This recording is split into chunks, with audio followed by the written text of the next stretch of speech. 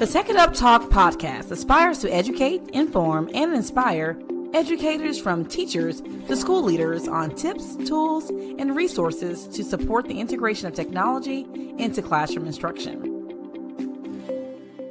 You ready? Here we go.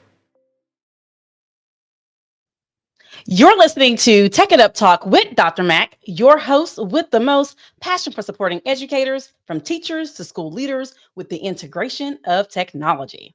In this episode, we're diving into something that makes innovation more meaningful, more sustainable, and more powerful, and that is community. When educators connect around technology, they don't just share tools, they share support, inspiration, and momentum. And today's guest, Miss Sherri Powell Simmons, is a passionate educator and EdTech community builder who knows firsthand how those relationships fuel lasting change. And so I want to welcome to the Tech It Up Talk podcast, Miss Sherri. How are you today? Hello, hello, hello. I am blessed. Glad to be here. Thank you for having me. It's always a pleasure to have you in the room. And so, welcome to the Tech It Up Talk podcast. And I'm looking forward to you sharing some nuggets for those who may be listening or watching to really consider as they are honing in technology into their own practices and really diffusing it into education ecosystems. And so, first, start off by kind of just sharing with us a little bit more about your journey into education and what really led you to really start embracing the power of EdTech communities. Oh, wow. What a journey it has been. I'm probably around 26, almost 27 years in education from the city, but actually raised in Mississippi. And so I'm a Southern girl. And once I graduated college, I actually moved to Long Beach, California, where I started my teaching career. And I was a Southern girl ready for the world. You couldn't tell me nothing. Brand new to the classroom, had all these fresh, wonderful ideas. And I thought I knew everything, but I was in for a treat. And so my issues were classroom behavior, coming up with different lessons because I had different types of kids that I wasn't used to. And I felt all alone on this island by myself until I had a few good friends that became lifelong mentors in education for me. And this was before the telephones in the classroom. This was before the laptops and all that. So it was like sending a pigeon for help almost, but I would send a kid. And so that's kind of where it started at as far as a community for me, because I needed someone to help. I needed someone to support. I needed someone to come running right away. And, that saying is true. It takes a village. And so it really took a village of seasoned educators to actually get me started and help me kind of along the way. Oh, I love that. I love that. And so, we're talking about ed tech communities. And so when we say ed tech community, what does that mean to you? And what makes a community strong and impactful? Actually, I would definitely say a communication of the people, collaboration, working together, any of those digital tools that kind of brings us all together, just like the social media tools that are out there, Twitter, here we are on YouTube, things like that. But for me, most importantly, it's about building relationship. And once you build a relationship, you build trust. And so with that trust, you're able to be transparent. Hey, I need help. Hey, I'm struggling. Hey, do you have any tools or ideas that you can help me with? Hey, I'm struggling in the classroom teaching this particular topic. Um, Even being able to share testimonials. It's not always peaches and cream. And so having a community to share with and be open with, there's so much out there. And you may not be the only one with that issue or that problem or need support in that particular area. And just being a part of a community, just posing a question. Does anyone have a slide deck on this? Does, anyone have experience in this area? You'll be amazed at how many ed tech community members or as the young kids today, the lurkers, the ones that's just out there on social media just looking and can't wait to respond to something, um, that want to change. But just being able to have that ability to empower each other and support each other and encourage each other to, keep going and not give up, it's definitely been a powerful thing. Even when new tools and resources come out, just being able to show and tell about it. And, speaking of show and tell, think about how excited you were as a young kid in elementary and couldn't wait for show and tell. And that's usually how it is with our EdTech community because, hey, I found this new tool. Y'all check it out. And so that has been definitely a good starter for communities and a good motivator. I love it. I know for me, it was really interesting when I first joined a Twitter chat some years ago, and that really opened up my eyes to how much collective knowledge is out there. And in this case, in real time. And so, Mhm. sometimes we're posting things, and you can come back to it. You can, if you're following someone, you can connect. But being able to connect in a using a digital tool like social media platforms in real time really was like wowed me. And I was like, wow. Mhm. And people were just so generous to Yeah, share ideas and yeah, really want to help support. And that's what we really need in education because we know as teachers, I hate when people say, we steal things. No, we just borrow. It's a community yeah. effort. If it's something working for you, share it with me so we can, make the most and do what's best for kids. And so I love that. And so we're talking about platforms like Twitter or X now, Facebook groups, and other organizations and entities like ITSE. Those forums have really exploded, right? And Mhm. so, how have you seen these spaces really help educators grow personally and professionally? I mean, just like you say, just being on Twitter early on and, whether posting a question or someone just actually posted something and then like, "Oh, they're interesting." And so you start following them and, they're giving nuggets here and there. They may suggest someone else. So it has become like a growing network. um, it has been a great space to just break down those silos.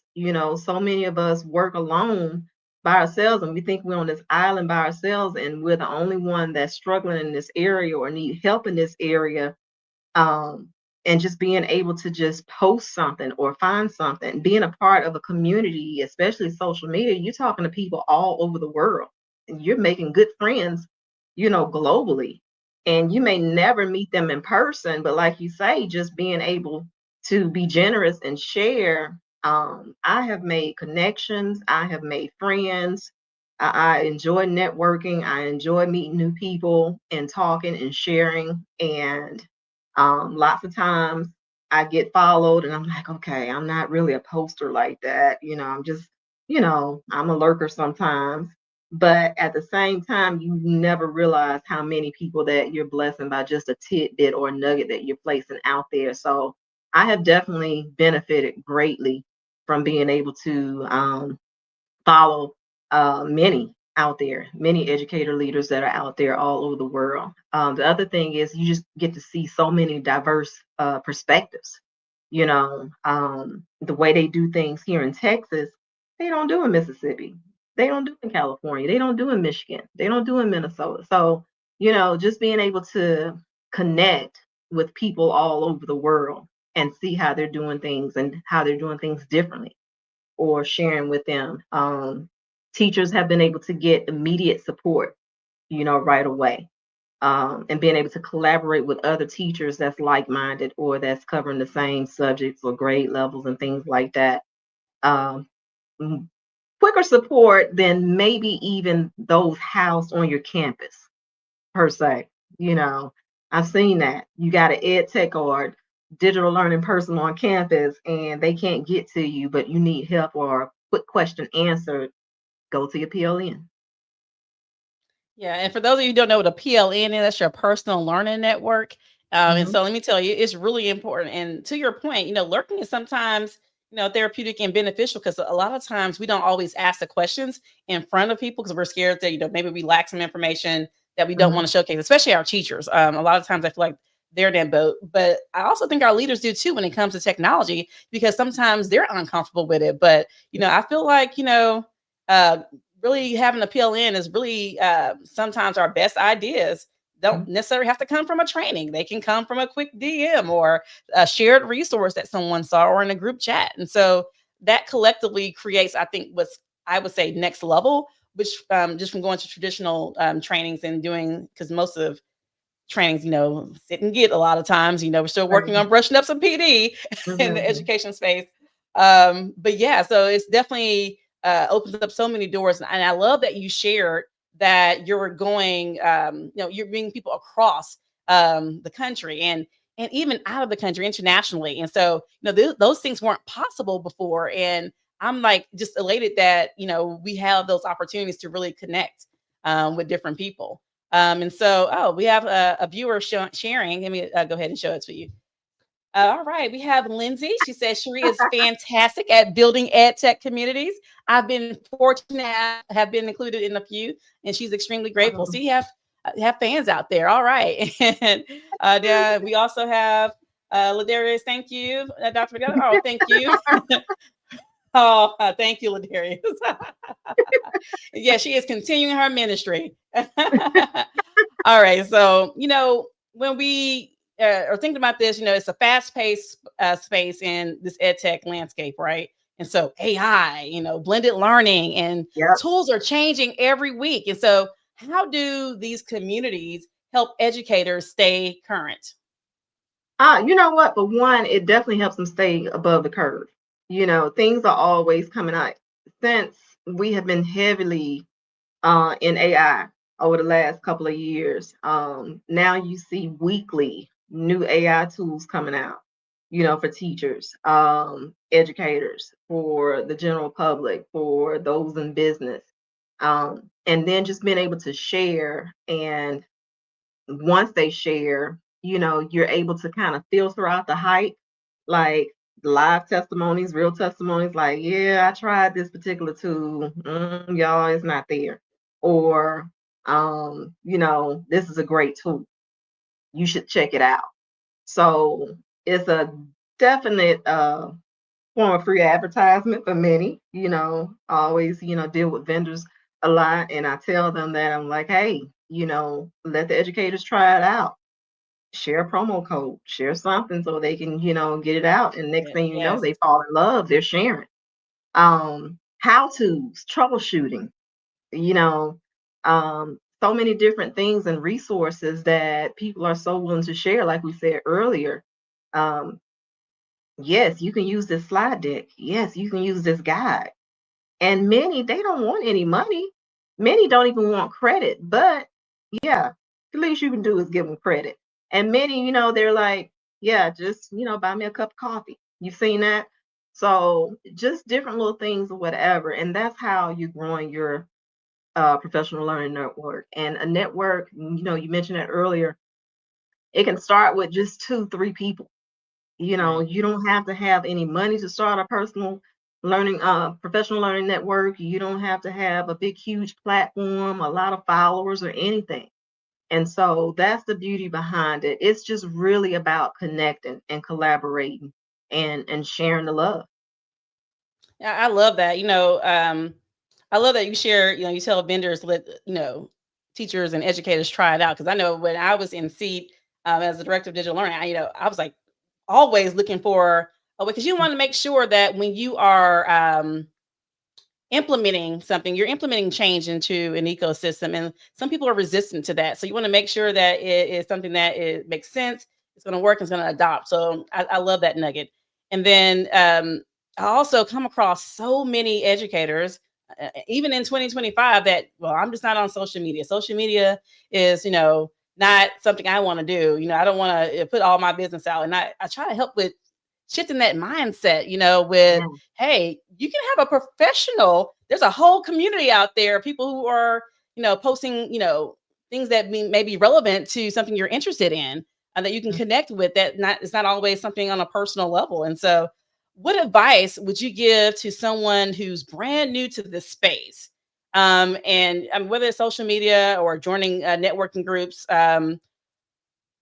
what advice would you give to someone brand new that wants to evolve into a digital learning network?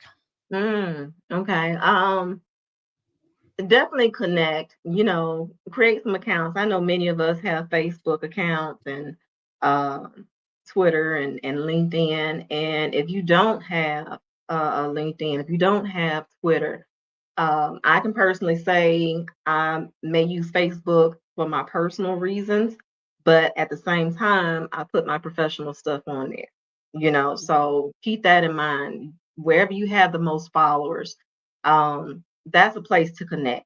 And then, of course, you find other professional learning networks through Facebook, LinkedIn. So I would definitely make sure you create an account. And if you're not a social media person, that's okay. Just go and lurk, go and get Yes. information, say thank you, and leave.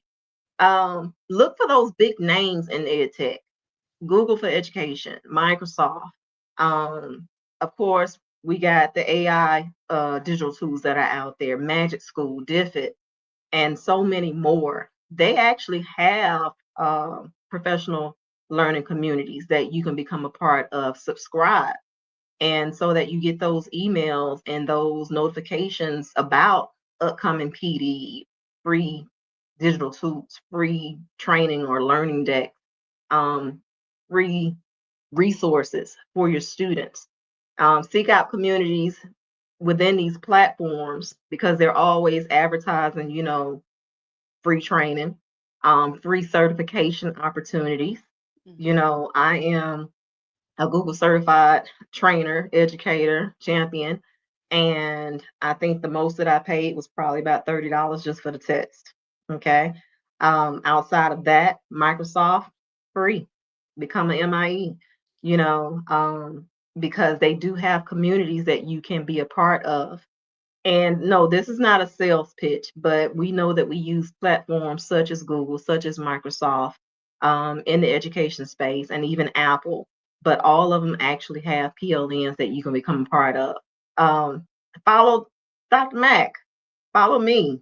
I'm not a heavy poster as much as I should be, but see who we're following. So if you're following big names, see who those big names are following, and that way you can grow your learning network. Yeah, I love that. Yeah, look, you may not be a poster a lot, but you're posting, great information. So it's always to connect and be a part of. 'Cause it's always a learning curve and experience of things that are happening. And one thing you really highlighted was that perspective, right? So people have various perspectives out there and may not have considered something else. And so I love that you advise for people who may be new, maybe they want to engage into like social media, but they can lurk around and still, find out and create their and start small and take those small steps until they are comfortable to engaging with the community. Because let me tell you, once you engage, it's like a powerhouse that comes just Yep. wrapping around for Yep. resources, information, because someone else is going through that same growing pain somewhere Mhm. else, in a Yep. different school, in a different central office, or whatever the case may be. So I love that. Now I want to highlight you have some fans on here. So we have, let's see here. We have Angelina. She says Sherri is absolutely amazing and knowledgeable of all things tech. I love that. Then we Oh, have James Powell says he's watching from Austin, Texas, and Sherri has a brilliant mindset and loves what she does in her space and that God gave her. Okay. And look like you have a friend here, BLL. Thank you for dropping the text for professionals in all industries. Yes, it is. And so I love that. I love that. And so, how can school or district leaders be really intentional about cultivating this internal ed tech community or like micro communities right on their campuses? great question because I get that a lot, especially from administrators, building administrators. How could they actually push their teachers more, grow their learning, add to the teacher's toolkit per se. And so, definitely one, I always tell them, find your ed tech champions on campus, those early adopters, those go getter teachers, because they carry a wealth of knowledge that can support those teachers, those reluctant beginners, the newbies, and things like that. Start trying to match up those mentors with the mentees. Um, age-old strategy, and I don't know if you're familiar with it, is the pineapple chart. That was something that I learned a while back when I was, early on teaching in the classroom and everything. And in Hawaii, the pineapple signifies welcome. And so the pineapple chart was used in education to actually serve as a safe space for teachers to learn from each other. So if a teacher was covering a certain topic or working on a certain strategy, classroom management, or showing how to put students in stations or something like that, or transitions, whatever the case may have been, they'll have like a chart outside of their classroom or in the teacher's lounge, and teachers can see it and say, oh, Miss Jackson, she's doing transitions in her classroom, third period, or 10 o'clock to 10:50. And so that was kind of like an open space, and so it started that community, that trust, that relationship building. Or a teacher may put the opposite: I need help with um this is my office time, my lunch break, or my planning time. Who's familiar with differentiation? And so I encourage administrators to just make it a safe and open space for teachers to want to communicate with each other. Provide some training. And if you don't have those early adopters, those EdTech champions on campus, trust me, there are so many organizations and even vendors that are out there that are willing to come to your campus for free and provide PD for your teachers. Some you just have That to is for feed them, sure. you know. Some you just have to just open the door and let them in. And so, and let them know, hey, I don't want a sales presentation, don't sell me anything. I just want my teachers to learn, especially for products that you have invested in and things like that. One of their promises is that we'll provide PD. Utilize that. Offer some type of incentives or recognition type programs or something like that. As an educator, we don't make a lot of money. So with that, any incentives, any swag, free jeans pass, extra class off, just whatever you can provide, something that's enticing for them. And so that will get it going, that EdTech community. Just having that open space. And then even in the professional development meetings, the meetings that nobody wants to come to, Yes. or you leave the meeting and you're like, he could have Could have been emailed that to emails. me. Yeah, those, turn those into unconferences or something. Let teachers walk around and learn from each other. And flip your meetings. Just do something a little bit more engaging or whatever. They're tired. They spent the whole day with some kids that belong to somebody else that should be raising them at home, right? So just keep that in mind. That's a great way to grow your community, at the campus level. Oh, look, we have someone else in the chat. I know this name. Melissa. Speaking of people who come in and support, yes, Yeah, she said, "Go, yeah. Sherri." Yes, thank you, Melissa, for joining us. We appreciate you being on with us this evening. And I Mhm. want to echo some things that you share.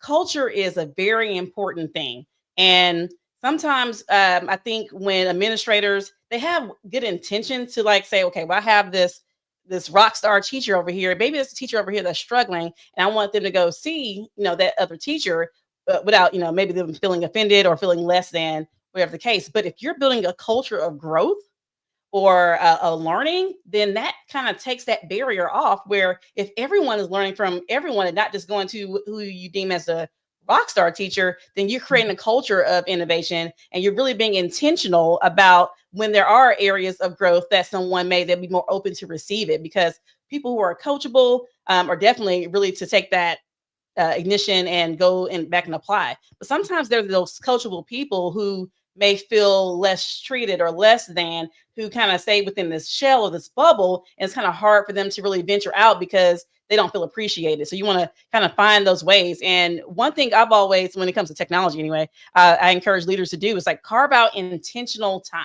It doesn't have to be like a long training, 1 hour or 45 minutes. You could maybe 10 minutes in a staff meeting. Right. Have teachers, share a tech win or share strategies and help with creating that culture within your own campus. It really Mhm. starts building that habit of collaboration. But as you know, leadership matters at the end of the day. So if you're modeling those behaviors and you're being intentional, even with small chunks of time, it really helps with supporting a foundation to create that culture so that other teachers who, or not even just teachers, I'll say leaders too. We got to get up into central office. Like, we all need to continue learning, right? Yeah. It opens up that habit there. And so I love that. I love that. And now, if listeners could walk away with just one message today, like about like the power of ed tech communities, what should it be? Okay, so I'm a country girl. Okay. And so one thing that my mother used to say was closed mouths don't get fed. Right. And what that means to me is if you're not asking for help, if you're not seeking help, a lot of times it may not come your way. And even if you're not asking and you know that you need it, sometimes people can feel that. They can feel that on your spirit. They can see that you're struggling, whether it's in the classroom or on the job, at the office, whatever your role may be, and actually, come and kind of force the help on you, so to speak. But at the same time, you know, be okay with not being okay and asking for help and asking for support and know that you're not the only one that may be struggling in that area. So your boldness in posing that question, whether it's on Twitter, Facebook, whatever platform, social media platform, or even an email or whatever, if you're part of a group and you sign up and everybody gets this email or whatever, um, um, be okay with just asking a question. I'm part of a Google Educator user group, had been for years, and it comes straight to my inbox. I see teachers, educators, trainers, specialists, principals always asking questions. Of course, ed tech related. Is anybody using this? Does anybody have a slide deck on this and things like that? You'd be amazed how many comments and requests and support comes across my email. I'm like, wow, okay, I was just working on this training. And a lot of them, like we said earlier, they're so free at giving. They don't want anything. They just want to share. They just want to support these babies and just really show love. Someone helped us along the way. And so, like I say, closed mouths don't get fed. You need some help. You need some support. Reach out. Reach out. Join a Or go community. lurk, like you said. Yeah, don't like Or lurk. you Yeah. can Because while you're lurk lurking, you around. might actually find something like, oh, you know what? I need that. So, Right, right. uh, Oh, let's see here. We have okay, we have smiles and stars from Melissa again, and then she says preach. Then she also shares that GG leaders too for Houston. So yeah. all right, and then we also have Tracy says thank you both for sharing your experience. Thank you, Tracy, for joining us. We appreciate you tuning in today. And so, Sherri, can you share with people like where can they connect with you or join the communities you're active in? Oh, wow. Okay. So I have to do a shameless plug, definitely.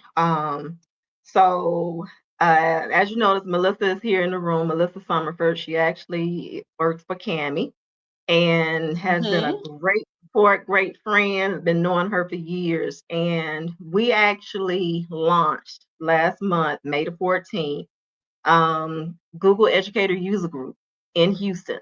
So Melissa and I, alongside each other, we actually lead the GEG here in Houston. And it's brand new.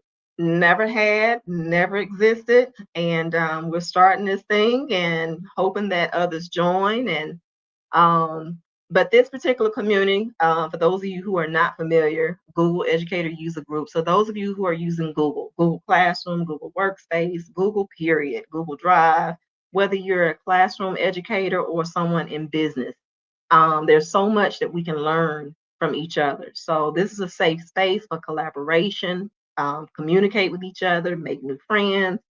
We're also going to be at ISTE at the end of the month in San Antonio. So definitely, look for us and reach out.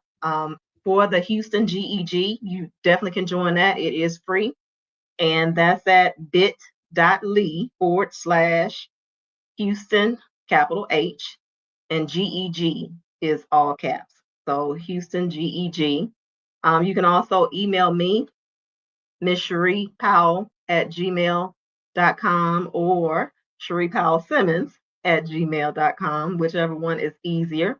You can find me on X at BlessedETS and LinkedIn, Sherri Powell.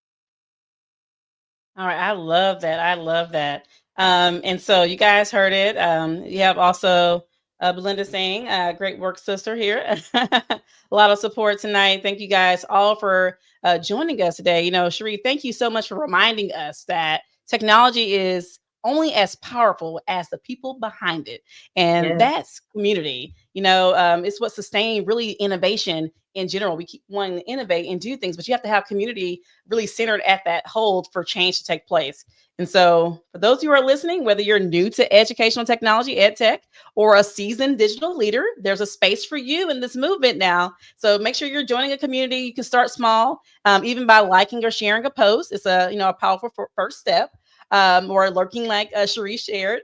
But be sure to follow Sheree and connect and continue building those connections. And as always, I want to thank you guys for tuning in to the Tech It Up Talk podcast with Dr. Mac, where we explore how to level up learning, leadership, and school culture through innovation.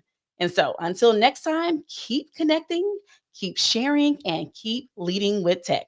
So thank you all awesome. again. Thank you. Bye. Bye.